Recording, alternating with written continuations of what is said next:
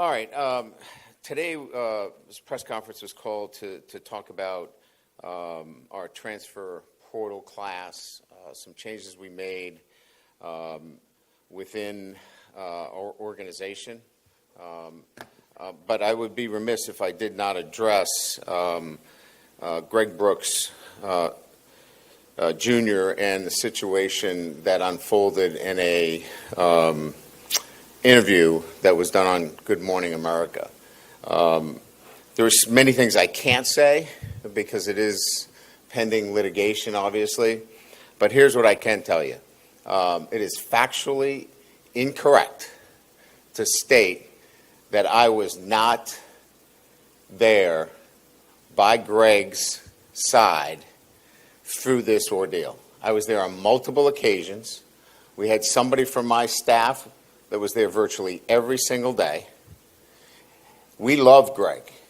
We love him for the person that he is, for the competitor that he is, and the battler that he is, and can only wish him continued progress as he goes through an incredibly difficult time. But it was important for me to set the record clear as to my care, my love for Greg Jr. during this very difficult time. And again, I want to be clear that any player that is part of this program, I am going to be involved in making sure that they receive the best care, the best support, and I'm part of that. So that was just extremely important for me to talk about. Look, you can question me as a football coach. You can question me in terms of the things that we do on the field, but off the field, as a parent, as a husband, as somebody that is actively involved in every community that I've been involved with, this is where the line is drawn with me.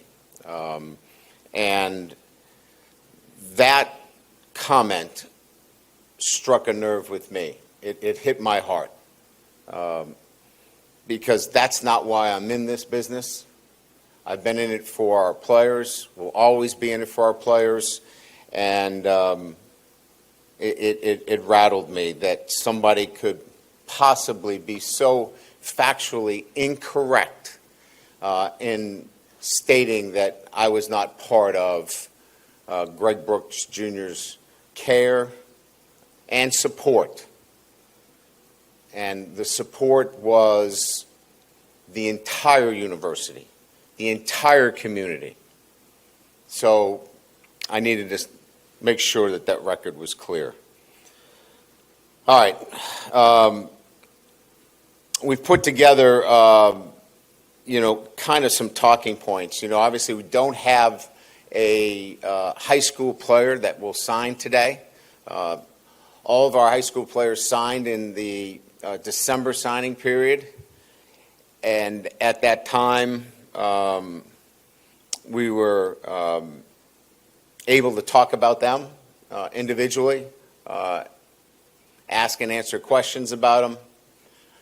We have 15 of them here that are in our off-season program. We're excited about them, but we also supplemented that with a transfer portal class that by many publications felt it was an elite group. And we had 16 total transfers come in, 8 on offense, 7 on defense, and 1 special teams player. And we're pretty excited about that. They give us a experienced group that has played high-level football and blends to the existing program that we have. So from that perspective, combined with 3 straight top 10 high school signing classes, we wanted now to enter into adding to that roster. And I think we addressed it. And we believe that this group now is such that we can compete for a championship.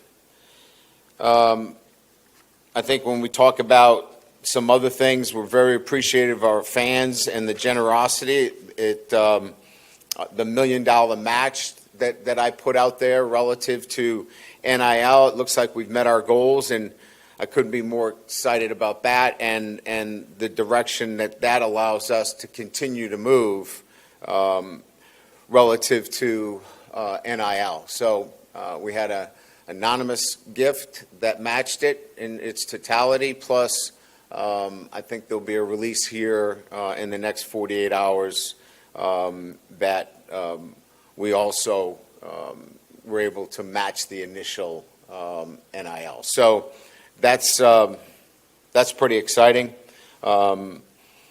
We shifted, as I mentioned, we shifted some duties around within our support staff.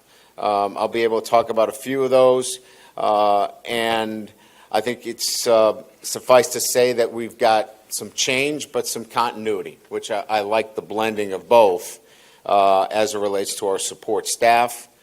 And then, finally, we take this group now and are excited about what spring ball looks like for us. So that's kind of the overall tenor. It's unfortunate that we had to lead in the manner that I did, but I thought, again, it was absolutely crucial to address when my integrity and character is being attacked. I need to respond. And again, if it was football related, if it was about play calling or selection of recruits, that's open for anyone. But when it comes to the care and the love for one of my former players, I needed to set the record straight. So with that, we'll open it up to questions. Brian, I was just curious, with RevShare coming on board eventually, were you asked to streamline any of your operations here? Or did that precipitate? No, okay. no. And I think that's a natural question to ask, and that revenue sharing comes to us, assuming that the House NCAA decision, is finalized. But I know there are some programs around the country that have had to cut back, but that has not been the case here. Yeah, Coach, bringing in Alex Atkins as tight ends coach and then run game coordinator, can you maybe just explain the run game coordinator aspect of what he's going to be doing and how he's going to be working with Joe Sloan and Brad Davis to help with the run game? Yeah, so first of all, excited about Alex and his addition to our staff. He brings a great deal of experience as a coordinator, but more importantly, his depth and background in the run game. As an offensive line coach, he adds another perspective in that room with Brad.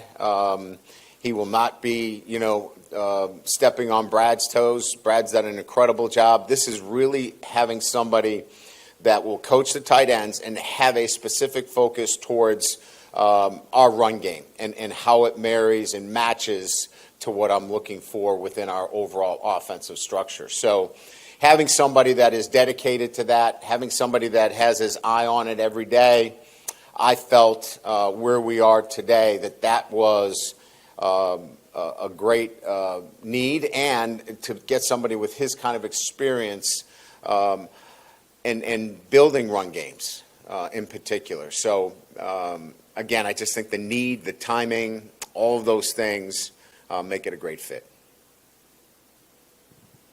You touched upon it a little bit already, but with the return of Nussmeier, this transfer class you've got and other talent, how excited are you to get to work with this team in the spring, and what kind of team do you think this could be? Well, I'm excited to be, back in this building. Certainly the 2.5 weeks that the head coach gets on the road is a very small period of time, but one that's very intense. And so you're out of the building. So you don't really get a chance to spend time with, over 30 players that are coming back into the program. So I'm just excited to get a chance to be around our guys, continue to build the chemistry of the 2025 team. But the big picture plan is exactly what you said. It was to surround Garrett on offense, to give Blake the pieces that he needs on defense to have a championship roster. And I believe we did that on paper. Now we need to go to work on that, and that work is in the details over the next few months. Coach, with Colin Hurley, how's his recovery going, and when do you expect, if and when, he will return? Well, as you know, we've left because of his age. At 17, he's under 18. We've left a lot of that up to the family. I've been there to see him on multiple occasions. Progress is real. He is back in Jacksonville, and reports in talking to his dad yesterday were really positive. So we're, again, this is another scenario where, there's a recovery process here for him. But I think everybody's optimistic. Bringing in someone like Nick Anderson, a big body wide receiver, how important is that? And also, second question, bringing in Michael at the quarterback spot after having a depleted QB room, how big was that as well? Well, all of these pieces were clearly part of the design in what we were trying to achieve in, getting Garrett some more weapons. And then securing the investments that we've made across the board. Obviously Colin puts us in a different situation. He was healthy at the time when we went through the portal. We hope that he will be able to join us later. But Michael is a young man that has SEC experience. And we wanted to supplement that in our room. If you're going to go out and upgrade your roster in the manner that we did, continue to develop your football team, I think we all know that at some time, number 2 may have to be called upon. And if he does, we feel like we've got in Colin and certainly with Michael, we've got 2 guys that can go in and continue to compete for a championship. Hey, Coach, now that you've, gotten to see some of these guys, they're working out, all of that, who kind of jumps out from the portal that you think, look, we needed this at this position, and this is a guy that looks like he can help us? I think experience at the tight end position to marry with, a really exceptionally young player in Tradez. But bringing in Bauer Sharp, who's got a lot of experience and, a veteran kind of presence there at the tight end position. He's been outstanding. I think Jack Pyburn brings more than just his ability on the field, but how he impacts everybody in the locker room and in the weight room. His demeanor, his attitude is infectious. I think those 2 guys. I think we've already talked about the wide receivers. I think all of them have been working out hard with our quarterbacks, and I can tell you just by the numbers, they live up to what the speed quotient and things that have been out there about them. We're backing that up with Catapult. So all of those wide receivers are making an impact. And I'd say, Mansour Delaney has been very, very, I think, impactful at the cornerback position. We've got some younger guys, some guys with experience, but we don't have a veteran player back there. And his leadership and just the way he's handled himself has been outstanding. Coach, do you have an estimate on how many guys you'll be looking for in the portal in the next window? And do you know if Kyron Lacey can go through your pro day in March? I think we go into this next portal window with no expectations of we need to get somebody out of the spring portal. It would have to be something that just was a right fit for us. So we don't go into the second portal with any expectations like we had going into the December portal. Relative to Kyron, I know his lawyer just recently provided some information. That's all I know. We're going to have to monitor that situation, probably, before we make any decisions relative to his status in Pro Day. Brian, I know you probably addressed this before, but Garrett Nussbauer, coming here and finding a quarterback who has his background, in football, and a dad who's a coach, what advantages has that been for him during his career and now going to his final year? Well, I think it starts back with him staying here when Jaden Daniels is here. Very easily could have jumped into the transfer portal. I think being the son of a coach, maybe there is that, I would say, understanding or conversation about persistence and waiting for your opportunity. And I think as a coach's son, a lot of those things were probably discussed. And I think at the end of the day, I'm sure it was Garrett's decision, but he comes from a coach's family, and those things were always discussed. And so I think that probably led to him waiting for his opportunity. And then, being from a football family, he's going to understand how the chemistry of a team and leading by example and surrounding yourself with great people is much more important than just any individual award. And I think that's what he brings to the culture of our football team. And I think that, and I don't think I'm reaching, is something that when you're around the game your entire life lends itself to thinking that way. Coach, can you talk about Trey'Dez Green and him out on the basketball court? How does that affect him trying to put on muscle and timetable on Colin Hurley? Yeah, so certainly we're excited about Trey'Dez, and this is something that he wanted to do. This is something his family and I talked about, and we talked about that this was going to be hard. You're playing in the SEC in both basketball and football. He's probably lost a little bit of weight, but he's involved in our weight training.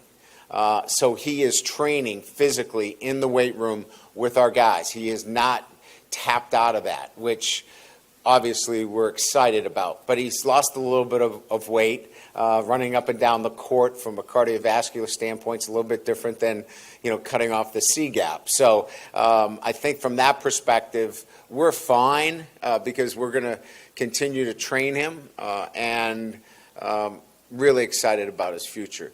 Obviously, we're all looking at Colin, and again, it's a day-to-day situation. And talking to his dad, Charlie, there's really good progress. So I think we all come at from a similar perspective, is that we're hoping for the best, but don't have any certain timetable as to when he might be back. With all the staff changes that you guys have had, not just with Slade, obviously, but with Bob Diaco moving on and whatnot. So Yeah. what's the situation with the special teams and coaching and how that's going to be sort of filled out? Yeah, so I think, first of all, we've hired Aman Anad to be involved in our special teams. He was at Grambling. Really excited about him. We'll add another special teams coach to the mix there to just support that unit, those units in particular, and feel really good about that. We've added defensive analyst Noah Joseph, who's an experienced coach, both on and off the field, primarily worked with Blake at Missouri. So there's, obviously they're very familiar. He'll work in the back end of our defense. Tim Rattay, who many know probably from his time at Louisiana Tech, will work on the offensive side of the ball. We've hired another offensive assistant from Oregon, Antonio Parks. He'll work with the wide receivers. and we have a couple of others that are pending HR that I can't talk about today. But I think in total, we're talking about 8 positions, and we're excited about those that have moved on as well because they've been given great opportunities. Certainly Slade Nagel getting the chance to be a coordinator, and Bob Diaco getting a chance to work with Bill Belichick. I think I go across the board. Every one of the coaches, Coach Fitch now gets a coordinator's position at Charlotte. All of them got leadership positions or positions where it can enhance their career. So we're really excited about that. With what you're moving on along the offensive line, including Mason, how important is this spring for those guys to develop the continuity needed to, hit the fall running kind of thing? And what are you seeing in that group? Yeah, so, I think we can start with, in the portal, Braylon Moore and Josh Thompson will be 2 that will be part of that mix in the spring. But it's important to point out that, there's going to be great competition. And you saw that in the bowl game, how really if you look across the board, Miles Frazier is the only player that does not return in that unit. So all of those guys will get the opportunity to compete, plus the 2 that I've mentioned that were starters both at Virginia Tech and Northwestern. We think that makes for a very competitive spring. I know this time last year we heard just how beneficial this time period was for a freshman like Ahmad Bro to put on weight and add, strength to his body. I'm just curious, early reports from the strength and conditioning staff, if there's any freshmen that have stood out in that department this year and just kind of what that looks like. I think across the board, the ability to put on good weight from a nutrition standpoint and train the physical elements necessary during this period of time. I don't think there is a freshman that we feel has not met that challenge in terms of coming in at mid-semester. I don't want to point out any one individual, but all of them have meet or exceeded the kind of growth chart, if you will, that we put in front of them. And that's really encouraging. I just want to ask you, you picked up, I think, 3 local kids, the quarterback at U High, Picarella, Chauvin, and Silas Hall, the deep snapper. When you add guys that grew up on this and love this and you add them to their program, I mean, what positive is that for you moving forward? Well, I think you just look at, the roster itself. We want to be able to pull our base. Our base starts in this greater Baton Rouge area and continues throughout the state of Louisiana. So, look, with the new settlement coming down, and assuming that it does, your roster is going to be tightened. The numbers are not out there yet, but I can tell you that if you're a walk-on in this program, you're looked at as a scholarship player. Because the numbers are going to be scrutinized when it comes to the sports. So all of those guys can play here at LSU, can help our football team, and we want to continue to find those players in the state. I guess it was in December you were pretty outspoken saying that y'all were going to be aggressive in the portal, and then you had one of the best portal classes. I'm just curious, your personal view of where LSU, your program, sits with all the changes of college football, portal, NIL, maybe kind of where y'all are now versus where y'all were even 6 months ago, a year ago. Well, I think I would begin by, how do you use the portal, right? The portal is set up for, either giving kids an opportunity to play the game where they are not in a position to do so, i.e. if players leave here, they're looking for opportunities to play. The transfer portal allows you that. It also allows you the opportunity, if guys aren't meeting the elite standards of your program, then they may have to find another place to settle. On the other side of the portal, you can certainly build a roster and help your roster. I don't want our roster to be built through the portal. I would like it to be topped off. This year was a little bit heavier. We felt more across the board, and evident 8 on offense, 7 on defense, and 1 special team, that we needed more depth and more experience across our roster to be a championship roster. So I believe that the portal has served us from that perspective in terms of additions and others that have left, that we strengthened our program. I think we've made incredible strides relative to NIL and the importance of how monies are raised and making sure that our fan base is educated about that. And I think I've been at the front of that with the $1 million match. And so I think all of those were in a much better place than we were, say, 8 months ago. Our roster, our staff, our focus on NIL, our ability to raise money for NIL have put us in a position where I know our program is now poised to be a championship program. Coach, with Tamarcus Cooley, the safety from NC State, what did he sort of bring to the table that caught your guys' eye? Well, I think when you're looking at that position, you're either trying to get a third corner on the field or you're trying to get the next best safety on the field, depending on how you play that position. He can do both. So his versatility, his ability to play man, his ability to run down plays really stood out to us.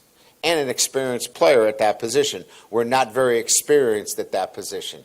Going into camp, Juwan Johnson was a backup, and